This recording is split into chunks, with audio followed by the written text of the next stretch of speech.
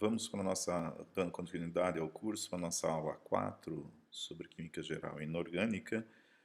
Nessa aula, nós vamos abordar agora o princípio da incerteza de Heisenberg.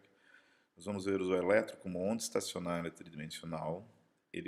Nós vamos determinar a função de onda dessa onda eletrônica tridimensional, a chamada equação de Schrödinger.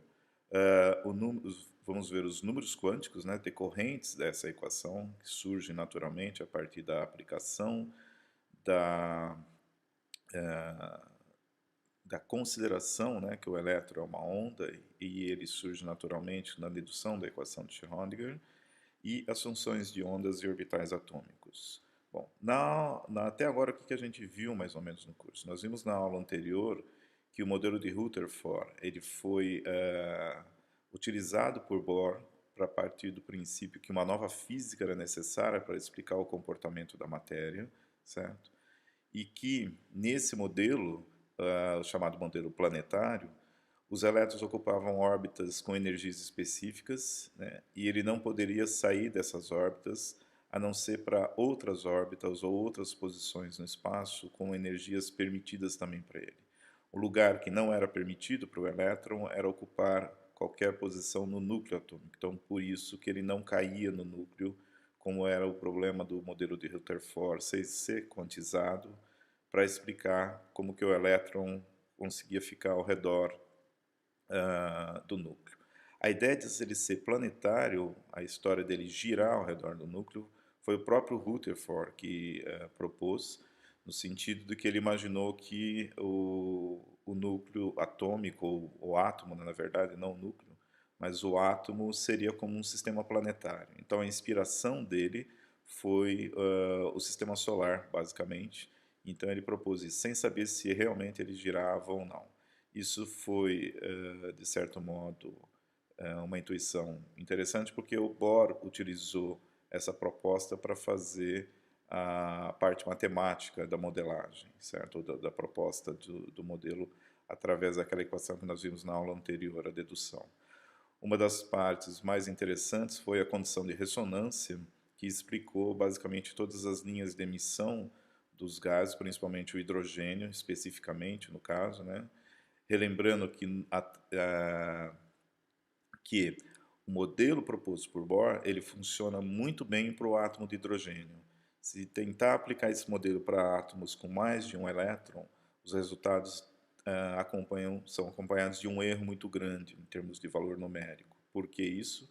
Porque há outras interações que aparecem de elétrons repelindo outros elétrons, certo? E a equação dele não consegue dar conta disso. Então, ela serve muito bem para o átomo de hidrogênio.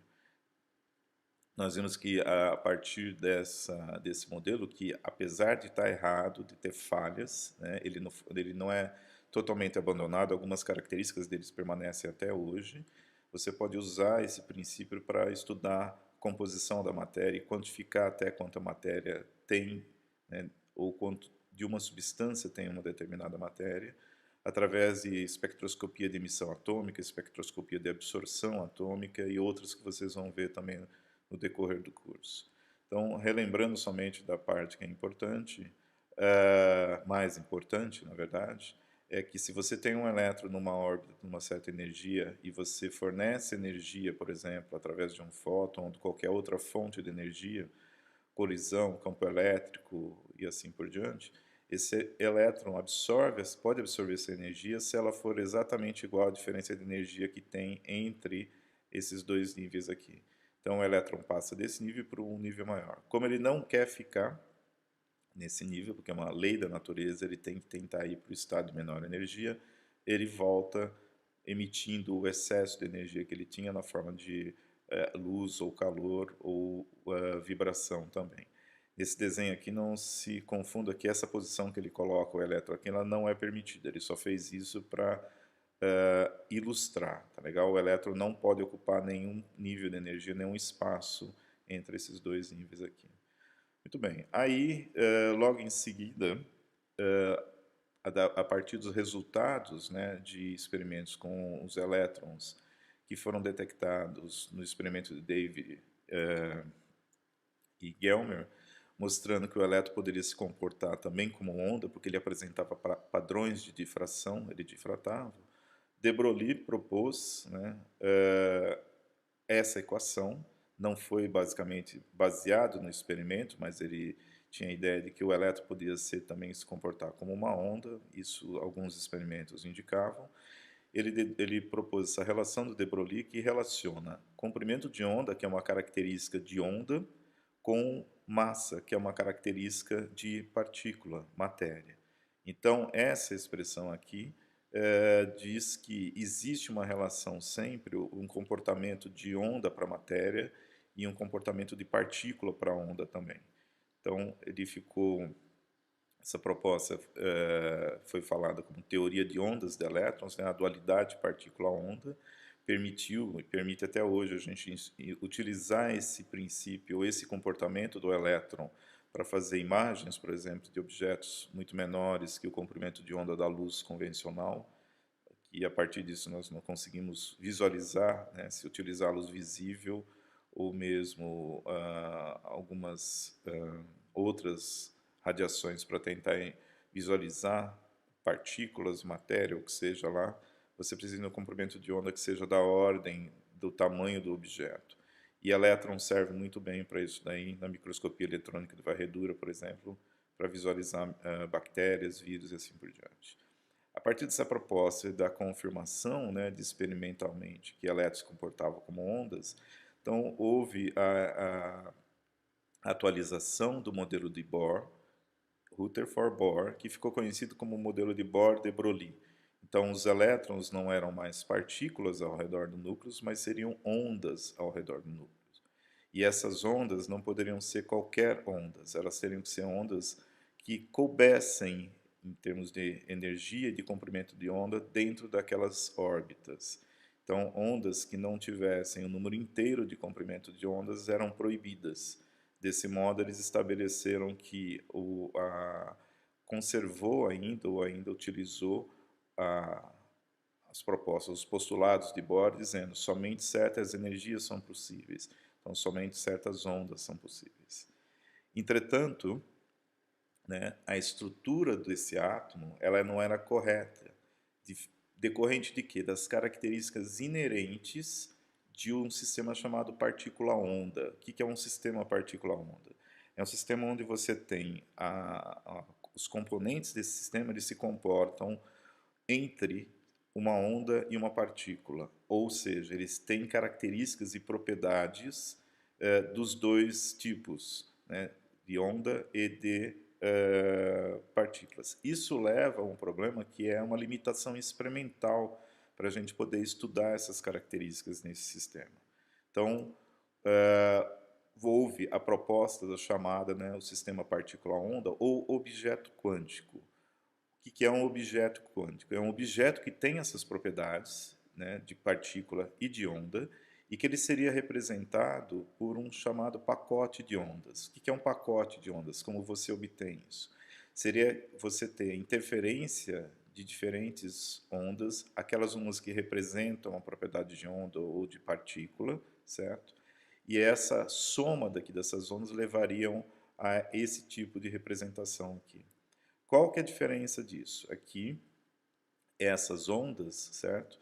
Nesse caso aqui, as ondas de partida, elas estão espalhadas por todo o espaço. A onda resultante, ela está localizada dentro de uma região do espaço, dentro de um ΔX, ok?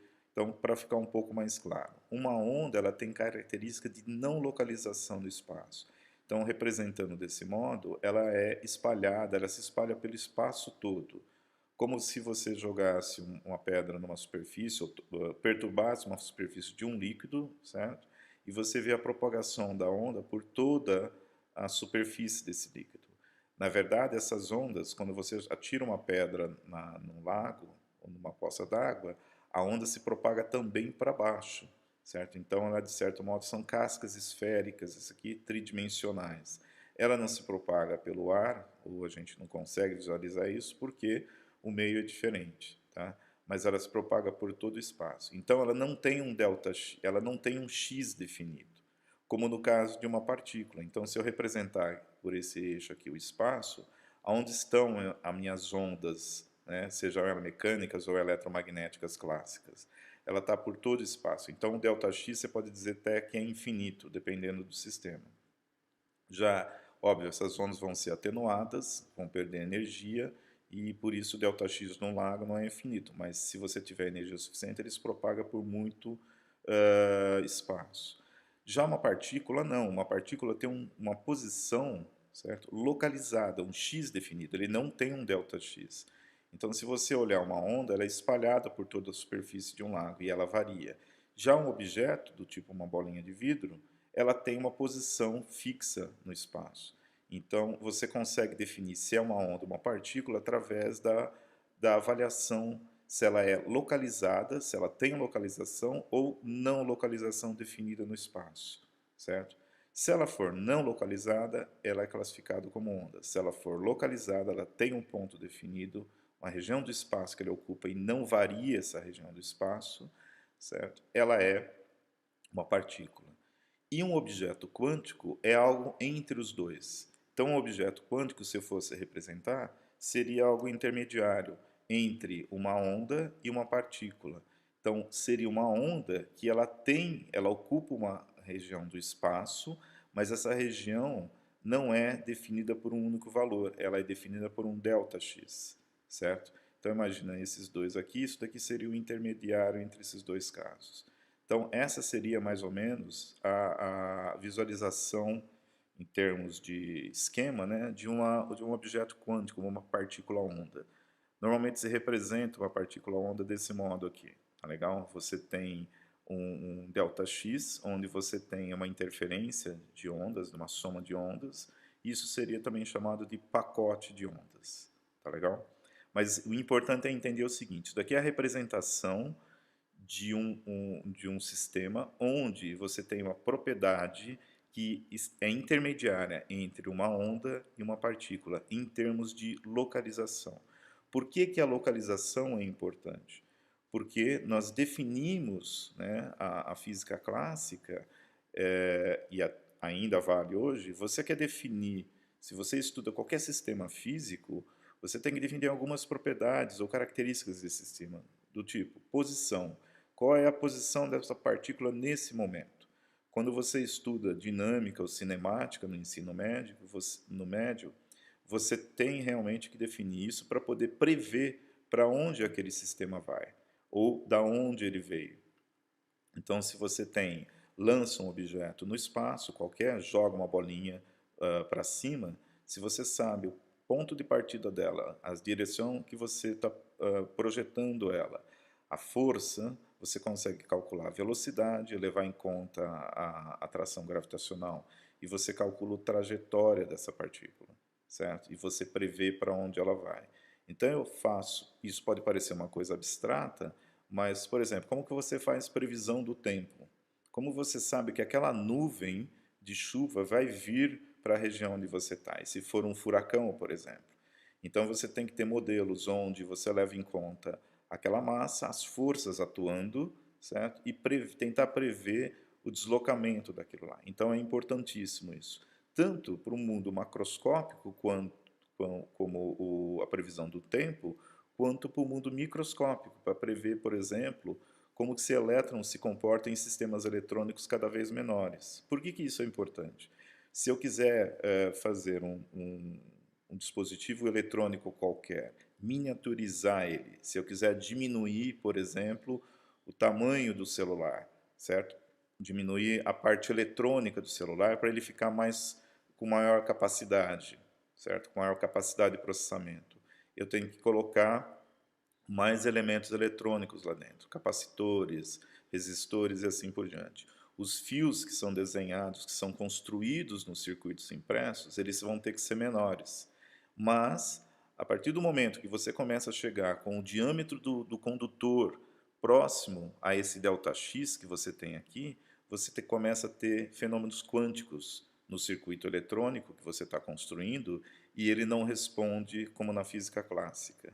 Então, eu quero saber qual é o limite para que eu possa desenhar ou construir um fio dentro de um circuito impresso, que é uma coisa que você não vê lá dentro, um chip de computador, por exemplo, que se usa no seu celular ou no computador, qual é o tamanho mínimo que eu posso construir fio condutor lá dentro, para que eu continue tendo a resposta do meu circuito eletrônico como sendo aquela esperada da física clássica.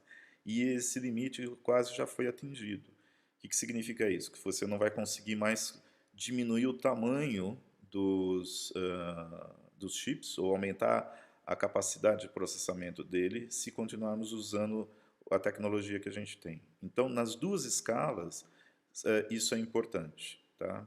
Previsão do tempo, na eletrônica, no lançamento de satélites e assim por diante. Então, essa parte ela tem um peso grande na parte de desenvolvimento tecnológico, científico, obviamente, mas também hoje em dia no entendimento da parte biológica. Então, processos nessa escala que a gente está falando aqui, do tipo sinapses, né, interações intermoleculares que definem se uma molécula consegue se encaixar ou não no espaço desenhado para isso, numa enzima, para ela catalisar uma reação, o próprio funcionamento de sensores, por exemplo, o paladar nosso é baseado nesse tipo de interação. Você projetar um adoçante, né, você tem que projetar nessa escala de tamanho, a distância entre os grupos moleculares da molécula e assim por diante. Então, há uma consequência grande é importante se entender esse tipo de processo.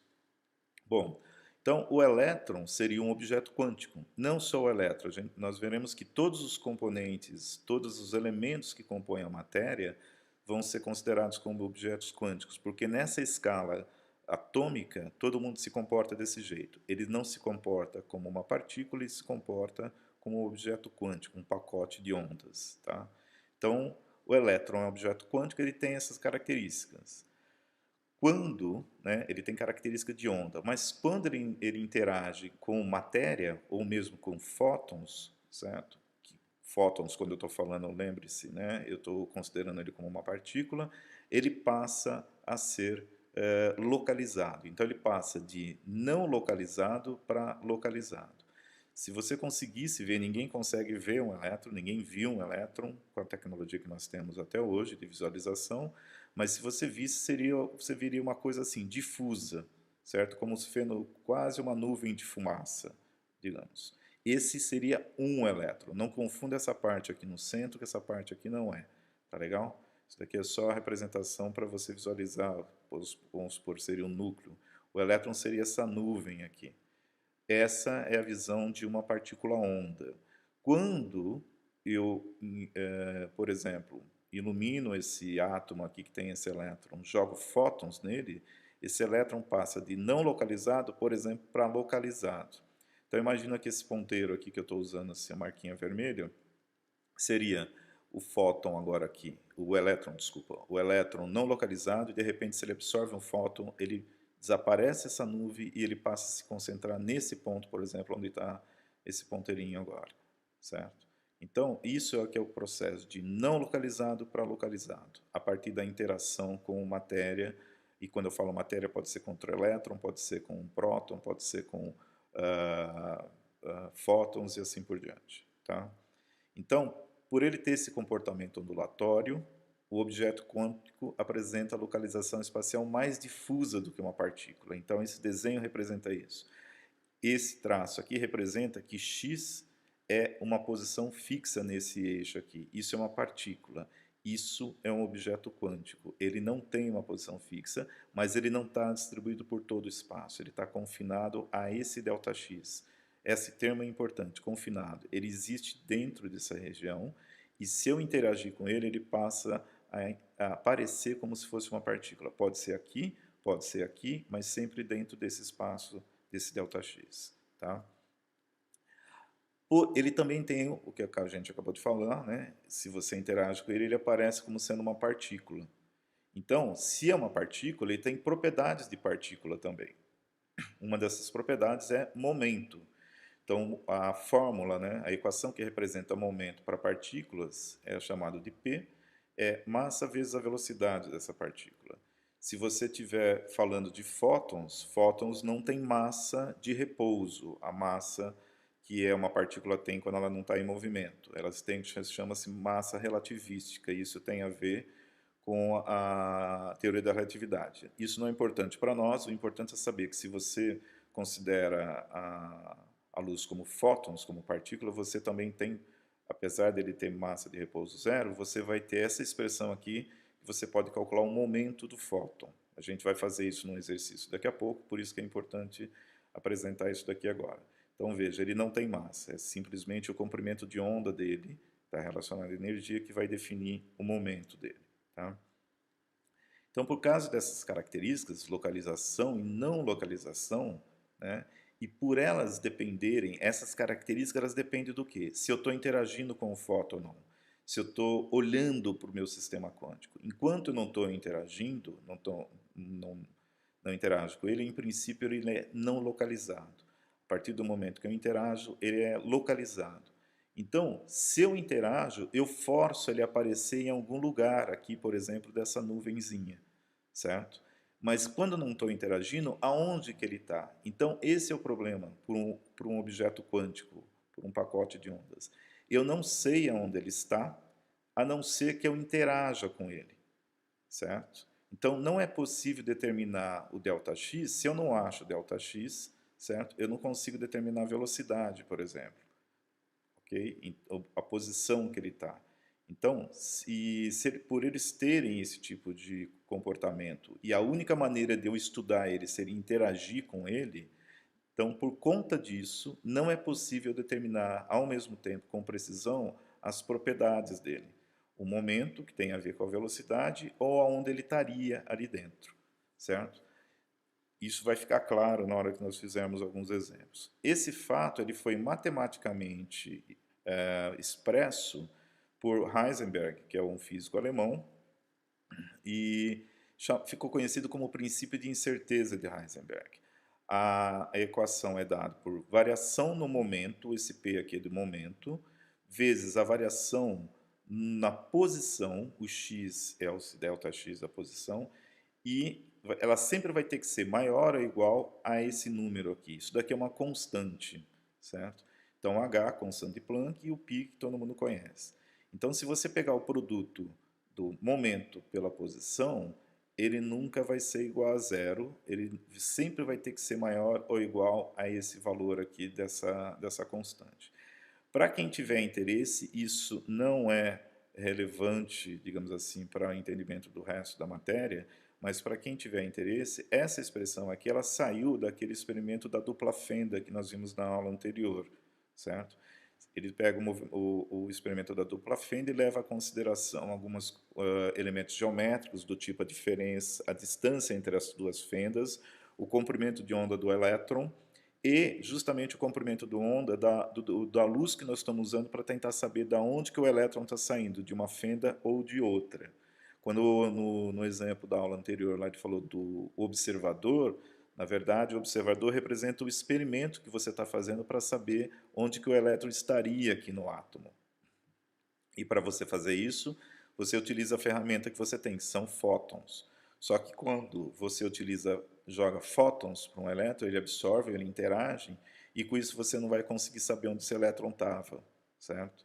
Para quem quer saber como é a dedução, é bem simples, é fantástico, eu acho muito bonito.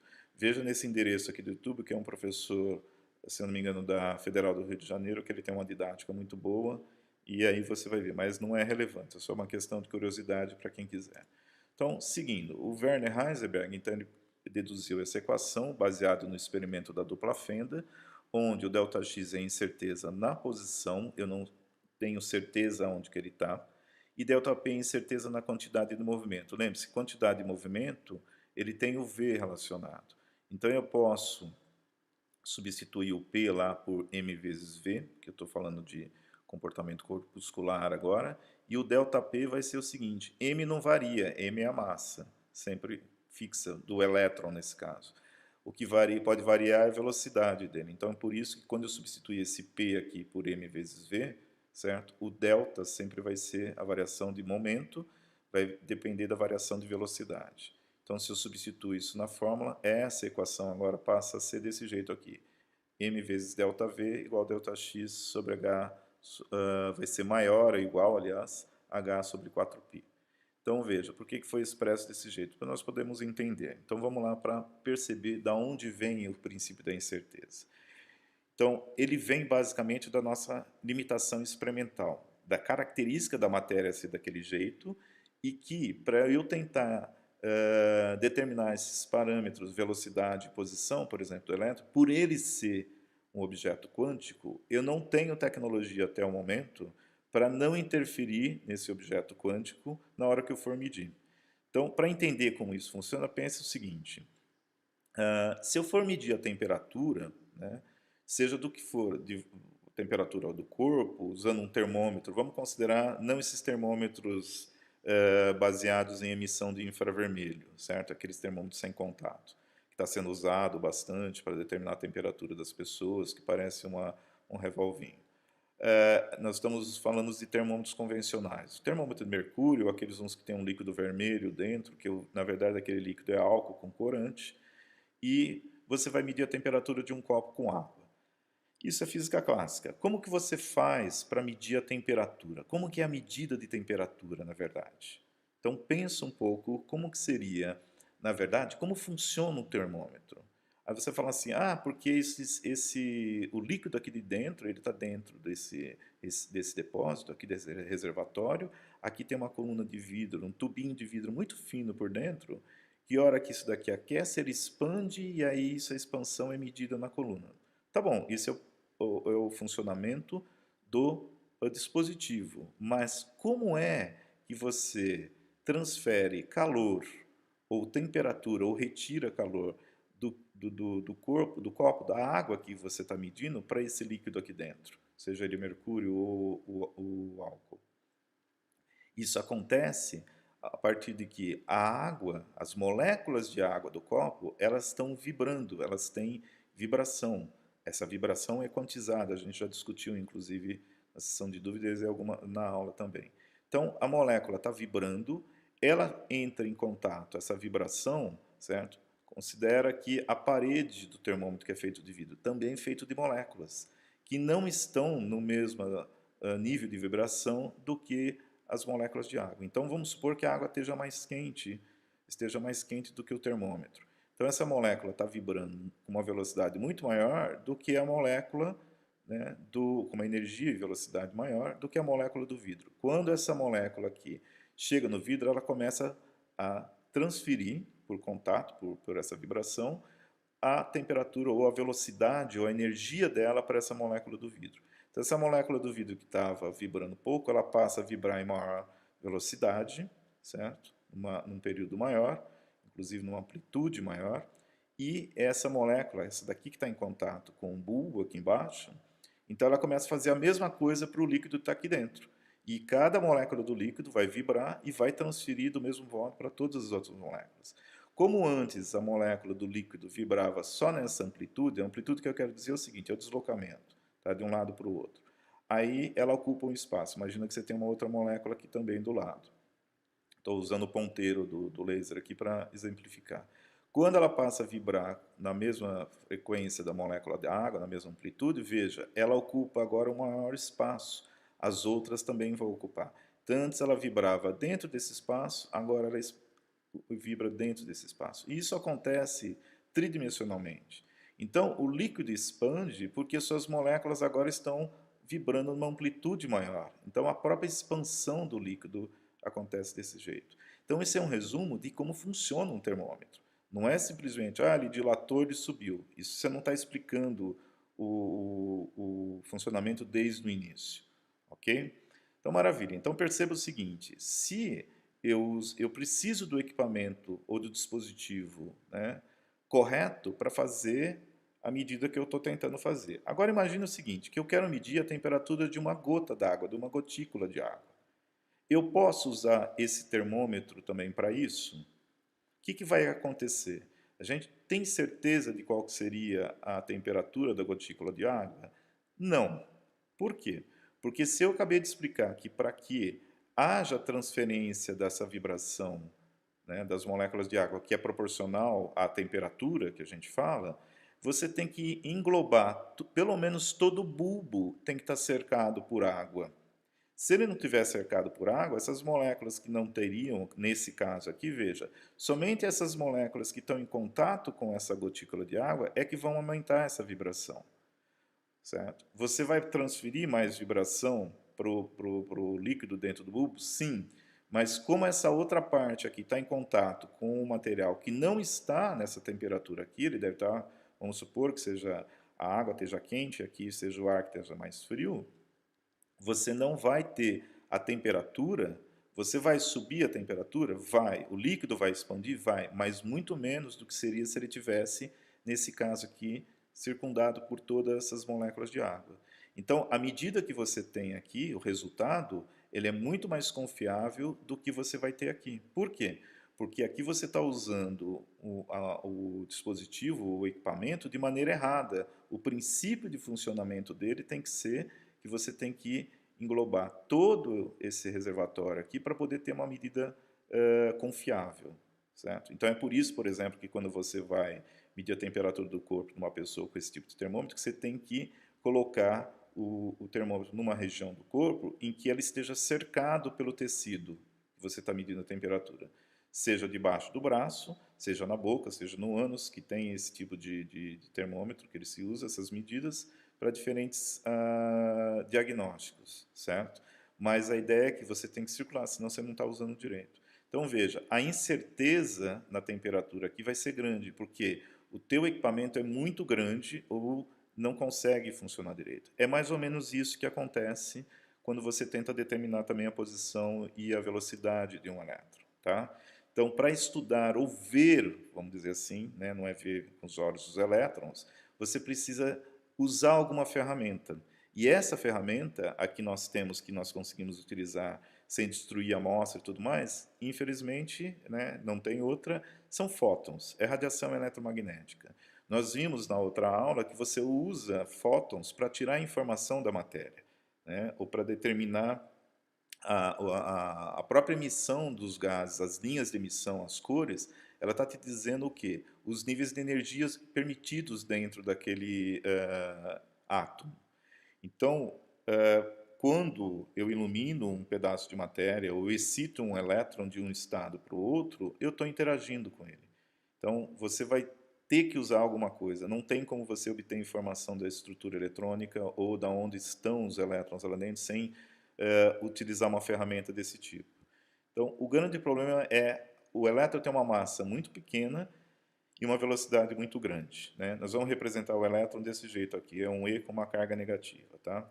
Então, o ato de medir interfere no resultado. É isso que estava sendo explicado no vídeo na aula anterior. O observador, ao fazer a medida, interfere o resultado. O exemplo que eu dei do bosque com os pássaros. Se você for lá fazer, tentar ver como que eles cantam, você estando lá, você está interferindo provavelmente no comportamento deles. Se você puser o microfone lá, você vai estar interferindo provavelmente. O microfone vai estar interferindo. Então, como que eu sei como que o pássaro canta se não tiver perturbado? Esse é o grande problema.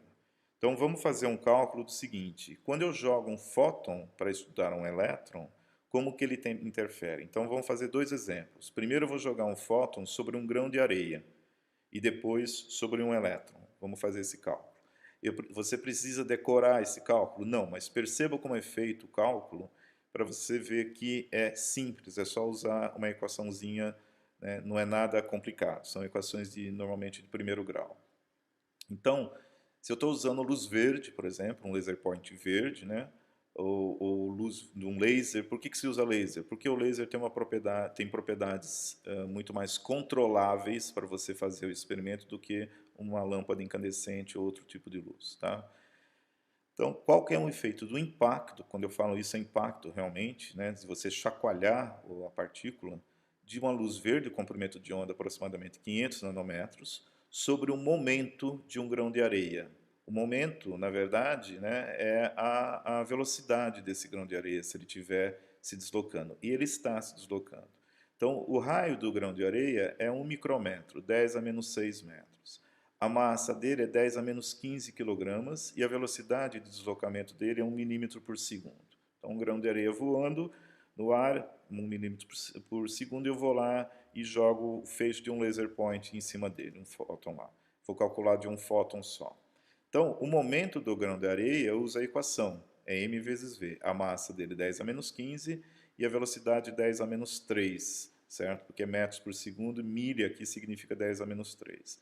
Então, o momento dele vai ser da ordem, né, ou vai ser igual a 10 a menos 18 quilogramas metros por segundo. E o momento do fóton? Eu uso aquela equação para o fóton, é h sobre lambda. H, lambda é 500 vezes 10 a menos 9 metros, porque é nanômetros, e vai ter 1,32 vezes 10 a menos 27. Então, como que eu comparo esses dois aqui? Eu comparo, esquece esse número aqui na frente, tá? 1 e 1,32 tanto faz. Eu comparo as potências. Eu tenho aqui 10 a menos 18 é maior que 10 a menos 27, certo? Quantas vezes maior? Você fazer a conta, você vai ver que ele é 1 bilhão, dá 9. Para mim, de 18 para 27, certo? Ele é em torno de 1 bilhão de vezes, é 10 a nona. Então, o efeito do fóton sobre o grão de areia é desprezível, porque o momento do fóton é 1 bilhão de vezes menor que o momento do grão de areia. Então, é a mesma coisa. Vamos passar numa escala macroscópica, só para você, um pouco maior para você entender. Imagina que você quer medir, você está correndo de um lado para o outro, e eu quero ver a sua posição e velocidade a partir do ponto que eu jogo uma bolinha de ping-pong a hora que você estiver passando, certo? Então, a hora que a bolinha de ping-pong, eu consigo calcular a tua velocidade, a tua posição. Então, vamos fazer um exemplo mais fácil. Você está correndo num certo espaço, eu jogo um monte de bolinhas de ping-pong e eu vou ver aquelas que refletiram em você, que foram ricochetear em você e voltaram para mim, a posição dela cair, eu sei que eu joguei numa certa velocidade, eu vejo onde ela parou, eu calculo quanto transferiu de momento, etc e tal, eu consigo calcular onde você estava e qual a sua velocidade. Então veja, se eu usar você, a sua massa, e uma bolinha de ping-pong, você concorda que enquanto você estiver correndo de um lado aqui para o outro, a hora que bater a bolinha de ping-pong em você, você não vai mudar nada, você não vai desviar, você não vai nem sentir às vezes, e sua velocidade também não muda. Agora imagina que o mesmo experimento, eu estou fazendo isso, você está correndo, e agora para saber onde está a sua posição, eu jogo um saco de cimento em você. Um saco de cimento pesa 50 quilos, certo? Se você considerar a massa de uma pessoa mais ou menos 70 quilos, né, é mais do que quase 2/3 da massa dela. Então veja, a hora que você receber um saco de cimento, vamos supor, a 20 km por hora, provavelmente a tua posição vai mudar, certo? Provavelmente se você não for para o chão, você vai ter um desvio grande e a tua velocidade também. Então, o que está sendo dito aqui é o seguinte, nessa medida, é como se eu estivesse jogando uma bolinha de ping-pong em você. O fóton não faz nada para mudar a orientação, a posição, o sentido de deslocamento do grão de areia. Ele não sente, o grão de areia não sente ele ser medido. Agora vamos fazer o cálculo com um elétron. É a mesma coisa, tá? Qual o efeito do impacto de um fóton de raio gama, que ele tem que ser menor que o comprimento de onda do elétron, normalmente, que é 10 a menos 14 metros, sobre o momento de um elétron. Então vamos supor que o raio do elétron é o tamanho, tá? Aqui é o caso do tamanho. É 10 a menos 13 metros, do jeito que eu tinha o raio do grão de areia, e a massa dele é 9,9 vezes 10 a menos 31. É o suficiente esse número aqui para fazer. E a velocidade dele? Veja, 3 vezes 10 a oitava metros por segundo. É uma velocidade muito maior do que 1 milímetro por segundo, ou 10 a menos 3 segundos.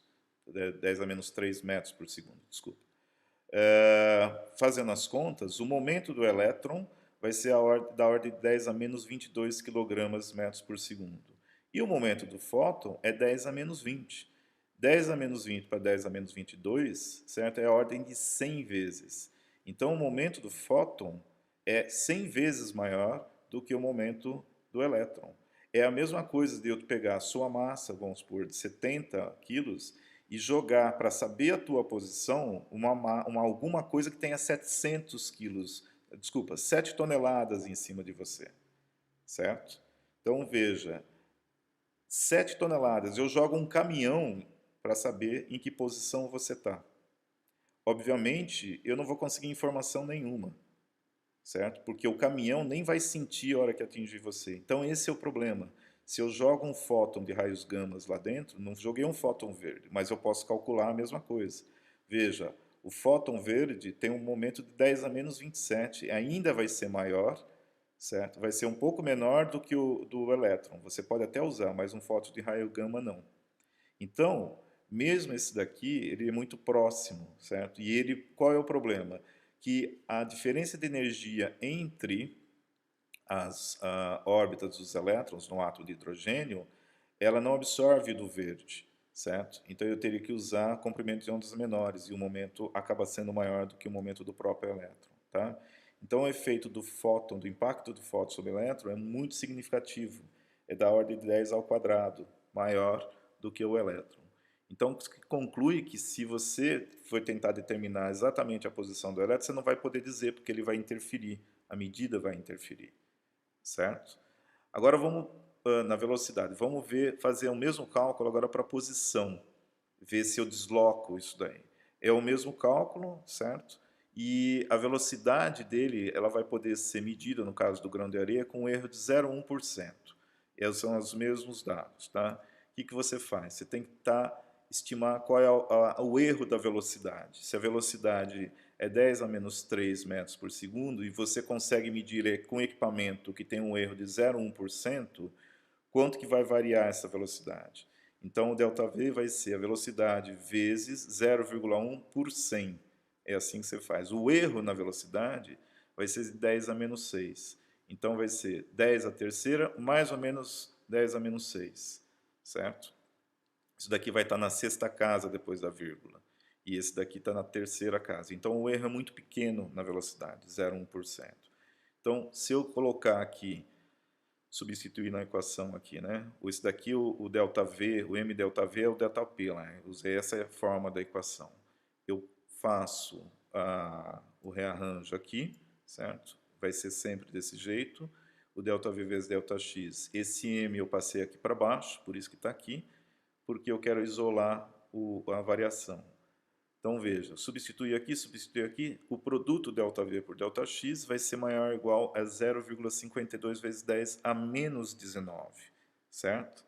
Se eu isolar, eu sei que o ΔV, que eu calculei aqui, ó, o ΔV é 10 a menos 6. Substituo aqui na fórmula. Passo para cá, meu ΔX, ou seja, a minha incerteza na posição, o erro na hora que eu for fazer a medida, é 10 a menos 13. E qual é o raio, certo? O diâmetro disso daqui, né, do grão de areia, é 10 a menos 6. Então, 10 a menos 6 para 10 a menos 13 são 10 a menos 7 de variação, certo? Então, comparado o ΔX, né, o erro que eu vou ter na medida usando o fóton mesmo para poder fazer a medida, o mesmo fóton, né? Então, nesse caso eu consigo, o erro é muito pequeno, tanto na velocidade quanto na posição. Então, eu consigo medir a posição de um grão de areia e a velocidade dele simultaneamente com a mesma precisão. Se eu fizer a mesma coisa para o nosso elétron, certo? Do mesmo jeito, o erro da velocidade é 0,1%, do mesmo nível que você tinha para o grão de areia. O raio do elétron seria mais ou menos esse daqui, 0,3 vezes 10 a menos 9, certo? E a massa, em metros, isso daqui, a massa, isso daqui. Tá legal? 9 a menos 31 vezes 10 a menos 31 e a mesma velocidade. Aqui é o raio porque é metade do diâmetro lá que a gente tinha. Então, fazendo a mesma conta, se eu tenho essa velocidade e consigo determinar ela com um erro de 0,1, quanto vai ser o erro? Veja que aqui, por ser um número muito grande, o erro na velocidade aumenta, mas ainda assim, eu estou indo 3 vezes 10 oitava, certo? Mais ou menos o 3 vezes 10 a quinta, tá legal? Ainda não é tão ruim. Uso o mesmo princípio, substituo os valores, então o produto vai ser isso daqui, ΔV vezes ΔX vai ser esse número, 10 a menos 4, e eu pego o meu ΔV agora, que é esse cara aqui, e multiplico pelo ΔX. Isola aqui e separa, desculpa. Vou multiplicar, passar ele para baixo e dividir. O ΔX vai ser um número, né, a variação na posição que eu vou obter vai ser um número maior ou igual a 1,9 vezes 10 a menos 10. O problema é que o raio, né, que a gente estava vendo lá, que é o raio de Bohr, que é a posição, aqui estou vendo agora da posição que ele pode estar em relação ao núcleo, é 0,529 vezes 10 a menos 10, certo? Então, eu estou na mesma ordem de grandeza, só que esse número aqui é pelo menos quase 4 vezes maior que esse daqui. Então eu não vou saber se o elétron está aqui ou está 4 unidades para cá ou 4 unidades para cá ou para cima ou para baixo em qualquer direção. Então a incerteza no resultado da onde o elétron está é maior que a posição que ele poderia estar, que é a medida. Tá? A incerteza mínima sobre a medida do raio é maior que a própria medida. Então com isso você não consegue fazer essa determinação. Então determinar, né, a velocidade, a determinação precisa da velocidade impossibilita eu determinar qual que é a posição dele e vice-versa. Tá legal? Esse princípio da certeza ele só tem significado prático se aplicado a sistemas de massa pequena e velocidade elevada, como a gente viu. Para um grão de areia, ele não faz, não tem influência, certo? A não ser que o grão de areia comece a se movimentar a velocidades relativísticas, velocidades próximas à velocidade da luz. E aí, então, você tem que começar a considerar o princípio da incerteza. Para partículas atômicas, ou por escala atômica, sempre ele vai valer, certo? O mesmo vale para moléculas também. Então, quando você aplica o princípio da incerteza para o átomo de Bohr, você percebe que não tem sentido, né, você falar em órbitas desenhadas por linhas. Por quê? Porque eu nunca vou saber se ele está nessa linha, ou está para cá, ou está para cá. Então, você não consegue determinar exatamente o raio dessas órbitas, assim como as energias deles que dependem da velocidade. Então, o elétron, num átomo ou molécula, ou isolado, ele só pode ser descrito em termos aproximados, em termos de probabilidade. Eu sei, por causa do erro dessa medida, que tem a ver com a tecnologia que eu uso para medir, que ele pode estar aqui, ele pode estar aqui, pode estar aqui, aqui para cima e assim por diante. Então, qual é a probabilidade? Eu vou falar o seguinte, olha, eu posso achar ele em qualquer posição disso daqui, porque a minha medida vai acabar resultando nisso, certo? O problema sempre é de como eu faço a medida. Então, a gente pode dizer, a partir disso, o Heisenberg provou isso, e a partir da consideração de de Broglie, que o elétron, o átomo, né, no caso, não só o elétron, o átomo como um todo, os prótons também, os nêutrons, né, eles se comportam como ondas, você tem que agora reavaliar o modelo, que ele não é definido mais por aqueles risquinhos, aquelas órbitas definidas, e fazer uma nova proposta para isso. Então a ideia agora é que a órbita eletrônica não existe, ela acabou de ficar desconexa. Eu não sei aonde está, eu não posso desenhar a órbita. Tá? Eu tenho que dizer o seguinte, agora eu vou desenhar um átomo desenhando o quê? A probabilidade da onde que eu encontraria esses elétrons ou os prótons ou o próprio núcleo. Num instante qualquer que eu vou fazer uma medida na região lá do espaço. Então, se eu fosse para desenhar um elétron agora, por exemplo, uma propriedade desse elétron, onde estaria a carga elétrica, a carga negativa do elétron? Em qualquer lugar dessa nuvem. Eu considero essa nuvem como uma seno-esférica, tá bem? Então, essa seria o mais próximo que a gente consegue tentar entender da distribuição da carga elétrica do elétron nele. Onde que estaria a carga elétrica? Em qualquer lugar disso daqui. A hora que eu meço, ela aparece aqui. Por que aqui? Porque eu medi aqui. O fóton atingiu o elétron aqui. Aí se ele atingir aqui, aparece aqui. No átomo, né, no caso. O elétron, a carga dele vai estar em qualquer lugar desse, porque ele vai estar em qualquer lugar desse. Imagina de novo que o diâmetro do elétron seria mais ou menos o diâmetro desse ponteiro laser aqui. Essa marquinha que eu estou usando aqui para orientação. Então veja, mas como eu tenho incerteza na medida, pode ser em qualquer lugar. A hora que eu meço, ele aparece aqui. Então perceba a diferença do diâmetro da probabilidade para o diâmetro desse pontinho que eu estou usando aqui. Tá legal? Então, ele é um objeto quântico e ele não ocupa mais um lugar definido no espaço, não localizado, certo? Somente ele vai ocupar a hora que você fizer a medida. Mas ele tem Enquanto você não fizer a medida, a probabilidade diz que é em qualquer lugar. Esse é o modelo que a gente tem, mais ou menos. Então, se você for desenhar hoje um átomo, é assim que você teria que desenhar, e não mais da maneira que a gente faz. Por que que nos livros não estão assim, desse jeito? Certo? Porque é muito mais fácil você desenhar no papel, na lousa, etc., e representar o núcleo bem definido e os elétrons bem em volta dele, mas o modelo está errado. Tá ok? Então, o elétron, ele só vai poder existir como... Isso ainda é válido do postulado de Bohr. Ele só pode estar dentro de uma certa região de energia. Acima daquela região, ele não pode existir, certo? Mas dentro daquela região, eu tenho uma incerteza grande, mas eu sei que a partir dali ele não pode existir. Então, é uma onda confinada dentro de um espaço restrito. Que onda? Onda eletrônica. Quem que define esse espaço restrito que ele pode existir? As camadas eletrônicas, o nível de energia dessas camadas ao redor do núcleo. Então, você tem energias definidas, isto é, quantizadas. Tá? Então, se é uma onda, se o elétron agora é uma onda, certo? Nós podemos usar o quê? A mecânica ondulatória. Ah, professor, mas você falou que ele é uma partícula. Sim, mas partícula é simples. Você já tem todo o modelo clássico que define ele como uma partícula. Então agora eu quero propor ele como uma onda. Como que eu estudaria um sistema que classicamente eu sei que eu posso calcular ele como partícula e tudo mais, mas como que seria agora esse sistema como uma onda? Então, se ele é uma onda, não importa se é uma onda mecânica ou uma onda eletromagnética, ou o que seja, isso não influi. Você pode utilizar de qualquer modo a mesma matemática ou a mesma física de ondas, certo?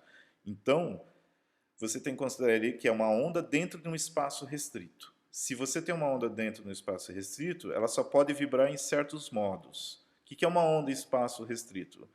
Existia uma brincadeira antigamente que é pular corda, certo? Quando você tem duas pessoas com uma corda segurando na mão, essa corda, a hora que você começa a girar ela, ou que você começa a chacoalhar ela, né, ela só vai poder vibrar, ela só vai aparecer ondulações nela, certo? Que são permitidas dentro do espaçamento entre a mão de uma pessoa e a mão da outra pessoa. Então a corda não pode vibrar de qualquer maneira, ela só vibra de certos modos. A gente vai ver isso daí, daqui a pouco já fica mais claro. Os modos que essa onda podem vibrar, obviamente, depende da energia da onda. Então, se você pegar você e outra pessoa e começar a chacoalhar a onda, a corda, desculpa, vai aparecer uma onda gorda lá, grande. Se você chacoalha a corda muito mais rápido, você vai ver que aparecem mais ondas. Então, a energia que você aplica, certo? Vai definir os modos que vão ser permitidos lá dentro ou que vão aparecer. Então, dentro desse aspecto, o elétron no átomo é semelhante ao que a gente chama de onda estacionária tridimensional. Por que estacionária? Porque ela não sai, ela não se propaga, ela está presa entre dois pontos, certo? Como eu havia dito, a vibração de uma corda fixa nas extremidades, é um exemplo de onda estacionária tridimensional. Vamos falar um pouquinho mais disso daí, tá? Para entender o que é uma onda estacionária. Então, uma onda estacionária, ela não se movimenta em uma única direção, quer dizer que ela não se propaga e vai embora, certo? Ela fica realmente estacionária. Aqui é um exemplo. Então, você está vendo aqui uma onda se propagando, ela está se propagando em direção a um obstáculo, certo? Uma onda, não importa qual seja, pode ser uma onda na superfície de uma água, uma onda eletromagnética, todas se comportam dessa maneira, tá? Então, ela é uma onda contínua que percorre um dado meio. Uma corda tensa, por exemplo, a superfície da água e tal. Quando ela encontra um obstáculo, ela reflete e ela vai voltar, certo? Como ela está voltando na mesma direção e sentido oposto ao que ela veio, o que vai acontecer? Essa onda vai interferir com ela mesma, tá? E você vai ter uma superposição de ondas que tem a mesma frequência, certo? O mesmo comprimento de onda, se tem a mesma frequência, e a mesma amplitude. E aí você vai ver, agora ela reflete, certo? E vai começar a voltar na mesma direção, só que sentido oposto. E ela está interferindo com a onda que está vindo na direção dela. Então, quando isso acontece, certo? Você vai formar agora um novo esquema, um novo desenho, e ela vai passar a ser chamada de onda estacionária. Tá? Bom, essa superposição espacial que recebe esse nome de onda estacionária, né, pelo fato, ela pode dar a impressão de que ela não está em movimento, ela não está se propagando, certo? Mas ela está se propagando como a gente está vendo aqui, só que em duas direções, tá? Em dois sentidos, desculpa, na mesma direção e em dois sentidos. Vamos ver aqui um exemplo da corda parada. Esse daqui é uma ilustração que fica mais fácil. Então, aqui são dois motores, eles estão girando as cordas. Então, tem uma certa energia. Então, veja aqui, olha, 1, 2, 3, 4, 5, 6 modos permitidos. Tá ok? Aqui são os pontos onde a interferência se anula, né? A interação se anula, e aqui é onde a interferência é construtiva. Agora ele mudou a velocidade. Se ele muda a velocidade, ele está mudando a energia que ele está transferindo para a corda. Tá? Então agora a gente vai ver um número de modos menor aqui dentro, o número desses ventos. Agora diminuiu mais ainda, veja, só tem 3. É possível 1, 2 e 3. E se ele diminui mais ainda, você vai ver, chega a ver 2. Nessas transições entre uma velocidade e outra, você consegue ver que isso está menor. Aqui tem 2. E aqui um só, que é como se pulasse corda. Tá? Quer ver esse vídeo novamente? Dá uma olhadinha aí no YouTube, tem ele, certo? E é interessante para você ver. Então, o número de modos permitidos aqui dentro, das interferências permitidas aqui dentro, ele é fixo, depende desse comprimento entre esses dois pontos e depende da energia, nesse caso a velocidade que o motorzinho gira, para transferir para essa corda. Tá? Ainda nesse sentido, veja que isso daqui é um espaço confinado. O mesmo ocorre para quem toca música, etc. Então, você sabe que se você tem uma corda de um instrumento musical, ele está preso nesse instrumento de cordas. Isso daqui vale para o violão, para piano, harpas, etc. Então, você tem esse preso aqui e aqui. Então, essa onda ou essa corda só pode vibrar, e a onda resultante dessa vibração só pode se propagar dentro desse espaço. Então, é uma onda se propagando dentro de um espaço confinado. Veja, quantos modos você vai ter depende do L, desse espaço que é permitido ela existir. E a equação vai te dar o seguinte, você vai ter somente um modo, esse daqui é um modo, esses são dois modos. Então, n igual a 1, n igual a 2, n em 3 modos, tem essa equação que te dá aqui. L é igual a 1 vezes lambda sobre 2. Lambda é o comprimento de onda permitido. Quando você tem dois modos, L é igual a 2 lambda sobre 2, L é igual a 3 lambda sobre 2 e assim por diante. Então, a equação geral que te dá, permite você calcular o número de modos permitidos de propagação ou de vibração aqui dentro é L igual a N, que depende do nível, lambda sobre 2, certo? Então, perceba que quem determina os modos permitidos aqui de propagação é o espaço que ela tem para vibrar, certo? Se você pensar em termos de elétrons, é o espaço que ele tem a partir do núcleo das órbitas permitidas. A energia, quanto maior a energia, mais modos você tem. Então veja que, nesse sentido, a corda do violão representa certinho o que é a estrutura de um átomo, certo? Porque ela vai passar a níveis de energia maior conforme você faz o movimento aqui nela, dá o beliscão nela com mais energia, ou que você puxa mais ela, transfere mais energia, ela vai poder vibrar em diferentes modos, quer dizer que ela tem energia maior. Então, se você pensar isso agora, que o sistema, ao invés do instrumento ser uma coisa reta, o espaço que você tem seria um espaço tridimensional, isso é uma esfera, tá, gente? Não é um círculo só, como é representado lá no modelo atômico. Então, imagine isso como uma esfera. Eu estou olhando ela de cima. Se n igual a 3, veja, eu sempre vou ter que ter, como vocês estão vendo aqui, números de lambda, de comprimento de ondas, inteiros. Eu não posso ter comprimentos de onda que não sejam inteiros. Então, esses valores, por exemplo, para n fracionários, eles não servem. Para n igual a 5, você tem aqui, para n igual a 3, esse daqui é a mesma representação. Os modos proibidos são aqueles uns que na parede ele não se anula, certo? Ele não está zero aqui. Veja que na parede sempre ele está no mínimo aqui, e não no máximo. Tá? Aqui está no mínimo, aqui está no máximo da amplitude. Então esses modos são proibidos. Perceba que isso representa justamente o modelo atômico e a quantização. Então, se você trata o átomo como no princípio da quantização e o elétron como uma onda, ele vai resultar de novo, vai te mostrar que realmente ele é quantizado. Uma onda só, é possível você obter uma onda estacionária dentro de um espaço confinado com certas quantidades de energia, ou seja, com certos comprimentos de onda ou modos de propagação. Modos intermediários não dá. Então é por isso, daqui você tira também, inclusive, né? Tá vendo que a energia aumenta daqui. São as camadas. Basicamente ele representa isso, camadas eletrônicas, tá? Então, numa corda unidimensional como isso, esse ponto de mínimo é o que a gente chama nó, certo? O nó é um ponto adimensional, tá legal? Se você for ver aqui agora tem essa animação, ela representa aquilo lá, só que de modo mais dinâmico, tá? Isso daqui é bidimensional, esses pontos em amarelo aqui são chamados nós, e esses pontos onde você tem a amplitude variando são chamados antinós, certo? Não precisa decorar muito, não precisa decorar isso daqui, nem saber muito, o que você precisa saber é o seguinte, veja, conforme eu estou indo daqui para baixo, eu estou aumentando a energia do sistema, tá? Então, se você pensar, isso daqui é uma caixa fechada e que ele está representando inversamente, a energia aumenta de cima para baixo na caixa. Tá legal? O átomo, eu não achei um outro exemplo desse, com esse daqui para ilustrar, então o ideal seria ao contrário, começar do menor, teria que pôr essa caixa de ponta cabeça. Tá legal? Ainda vou fazer isso um dia.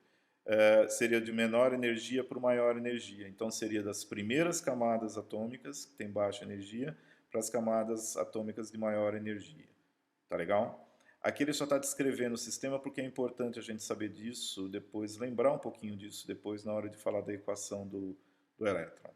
Então, onde você tem interferência construtiva, destrutiva, desculpa, onde você tem interferência destrutiva, a onda nos propaga, basicamente, ela é chamada de nó, são esses círculos amarelos. E onde você tem a interferência construtiva, certo? São chamados antinós, é onde você tem as setinhas aqui.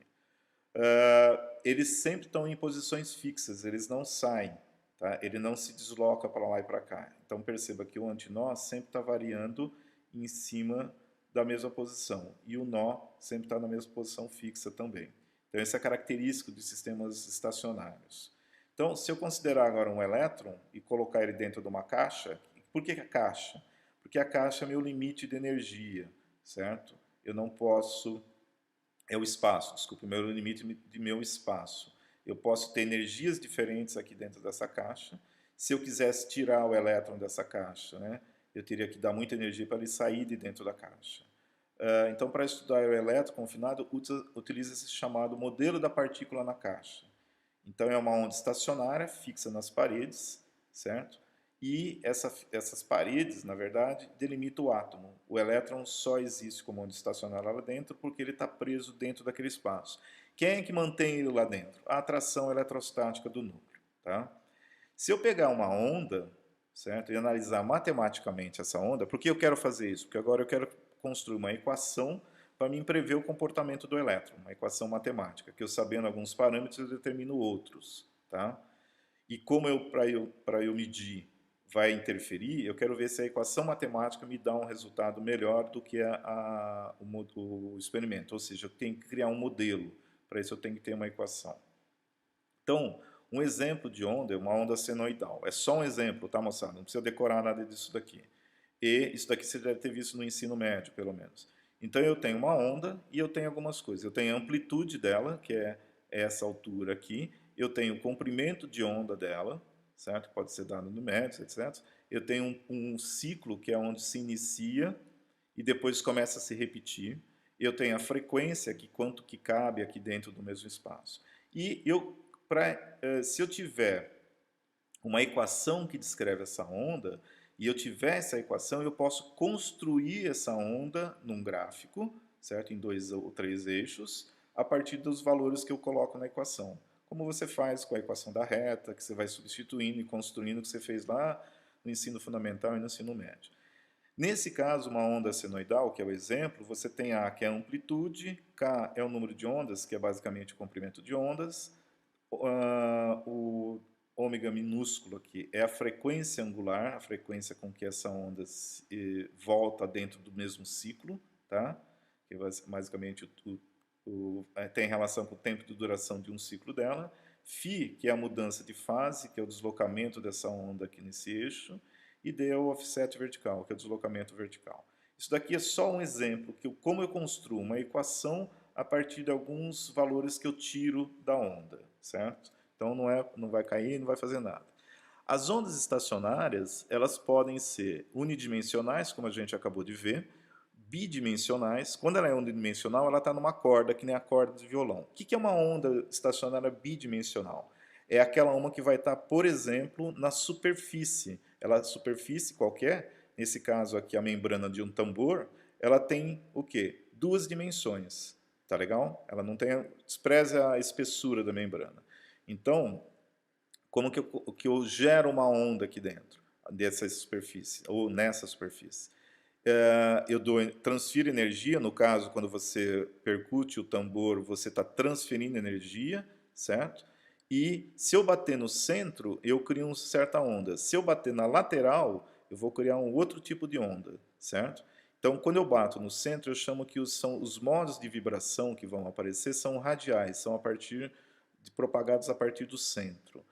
Aqui, eles são angulares, eles são propagados fora do centro, são assimétricos, certo? Nós vamos ver isso. Então, por exemplo, se eu bater bem aqui no centro, a primeira coisa que faz, essa membrana vai para baixo, certo? Depois, como reação, né, do próprio material, ela foi para baixo, ela volta para cima e ela acaba vibrando essa onda estacionária nessa posição aqui. Então, se eu olhar lateralmente e fosse desenhar, é isso que está acontecendo aqui, para baixo e para cima, certo? Se eu transferir mais energia, eu tenho um modo de vibração só permitido. Quando eu transfiro mais energia, que eu aumentei o N, quais são os modos que eu vou observar? Então, no centro vai aparecer um modo de vibração e nas laterais vai aparecer outro. Então, ele vai afundar aqui, enquanto essa parte sobe e depois inverte. Se eu puser mais energia ainda, eu consigo mais modos. Veja que são sempre números inteiros, tá? Se eu fizer a mesma coisa com esse outro aqui, depois é mais complicado de desenhar, nós vamos ver numa animação, tá? Então, as vibrações desse couro do tambor ou da membrana são quantizadas, só números inteiros são permitidos. E essa quantização depende da energia que eu estou fornecendo também, tá? Nessas ondas bidimensionais, veja, aqui agora um nó onde não tem vibração, esse nó está bem aqui entre esses dois modos, ele é uma linha e não só um ponto como era na corda do violão, tá? Então, eles são linhas, onde tem essas linhas aqui. Então, vamos ver aqui, olha, isso daqui é a hora que eu tenho um modo só. Quando eu passo para um modo, como que diz? De maior energia, tem uma musiquinha aí no fundo, não esquenta não. Esse daqui se eu bato lateralmente, certo? Aquela propagação angular, esse daqui é ainda angular, tá? Então é só você perceber o seguinte, cada modo de vibração que está tendo aqui, ele é representado pelos modos permitidos e representa uma energia diferente, tá? Isso daqui é uma simulação, obviamente, baseado numa equação matemática. Se eu passar agora, esse daqui é um vídeo que está aqui no YouTube, que é interessante, porque nesse caso aqui, ele está fazendo justamente isso, só que ele está usando... Isso daqui é se você vê ela vibrando pelo centro. Você não consegue ver porque é 32 Hz, e aqui está em câmera lenta. Então, a membrana vibrando num modo só, subiu e desceu, certo? É aquele modo parecendo um olho lá que a gente viu se você olhasse lateralmente aqui. Agora ele vai passar aqui lateralmente. Você também não vê, certo? E aqui você vê em câmera lenta. Então o modo aqui não propaga, esse daqui são as linhas que a gente fala, tá? Mas perceba que essa linha aqui, que está passando nesse sentido, é a linha do nó. Agora ele vai para 58 Hz. Você também não consegue enxergar visualmente e ele está mostrando onde vão estar os nós com essas linhas ali. Tá legal? E assim por diante. Então ele vai mostrando que conforme você aumenta a frequência, lembre-se que a frequência ela está fazendo, que ele significa quanto maior a frequência, menor o comprimento de onda, maior a energia. Então eu estou transferindo mais energias, agora 72 Hz, por exemplo. Você consegue ver uma deformação aqui, ele vai mostrar essa linha ali, é o nó. Tá? Então o nó está aqui, em volta, que é onde ela fica parada, basicamente, certo? E as vibrações acontecem nessas outras duas regiões. Enfim, se você vir isso, né, agora, ondas estacionárias tridimensionais, aquelas eram bidimensionais. Então, as tridimensionais, elas se propagam por todo o espaço, e não só numa membrana. Então, a caixa acústica de um violão, né, a caixa de ressonância, na verdade, do violão, ela é usada como amplificador, porque ela cria interferência construtiva e destrutiva lá dentro, e essas ondas daqui, isso daqui é foto real, tá? É usada uma técnica chamada interferogramas holográficos, certo? E com variação no tempo, e você tem uma câmera que você consegue ver isso daí, tá legal? Isso daqui são as frequências 553, 731 e 1174 Hz. Então perceba que quando você está na menor frequência, você tem menos modos, conforme você aumenta a frequência, você vai para maiores modos. Então, cada vez que você percute a corda do violão, que propaga uma onda estacionária unidimensional, ele vibra o ar ao redor, e esse ar lá dentro dessa caixa, né, que recebeu essa propagação também da percussão da corda, ele cria dentro dessa caixa de ressonância aqui essas ondas. Então, são ondas, nesse caso aqui, de ar, confinadas num espaço fixo, que elas acabam gerando ondas estacionárias, com número também inteiros de comprimentos de onda, ou de modos de vibração. E é isso daqui que vibra ao redor do violão e que propaga o som também. Então, quando você ouve o som de um violão, o que você está ouvindo são ondas estacionárias tridimensionais se propagando para aqui para fora também e no ar. Tá legal? Então, isso são, agora, não são... Aqui você tem um exemplo da corda, que é unidimensional. A madeira do violão, se você tirar a tampa do violão, se você tirar e desconsiderar a espessura, ela é uma membrana bidimensional e lá dentro você tem a tridimensional, certo? Aqui são em líquidos, também é o mesmo tipo de holografia, que é um tipo de interferência de ondas também. Você põe um gerador de ondas, né, uma varetinha vibrando em certas posições, essas são as ondas, os padrões de onda estacionária que você vai encontrar.